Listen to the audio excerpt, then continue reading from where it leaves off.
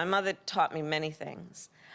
She met my father when she was active in the civil rights movement in the 1960s.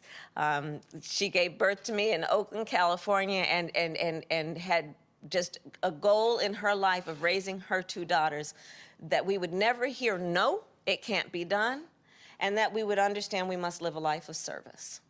And so, Stanny, as you said, it was from my mother that I got that expression. My mother said to me often, Kamala, you may be the first to do many things, but make sure you're not the last. And that has everything to do with this relay race, which, of course, has been running for dozens, if not hundreds of years. And, you know, my mother taught me what so many of our mothers and grandmothers and fathers and grandfathers have told us all. And that is that what matters is how well you run your portion of the race. What matters is that you moved it forward from the time you received that baton to the time that you handed it off. And like so many of us, I grew up surrounded by people who were running the race for justice, for civil rights, for equality, and they faced, of course, big challenges, and they had even bigger dreams. But they remained focused on the work right in front of them, the work that would move us closer, day by day, toward justice, toward equality, and toward that finish line.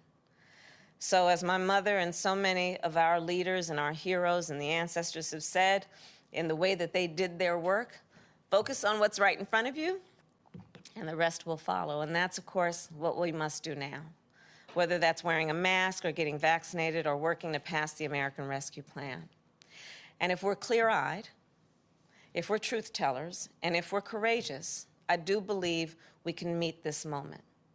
And I do believe that this Black History Month, this year, and at this moment, we must be clear-eyed about the challenges in front of us. We cannot be overwhelmed. We cannot despair.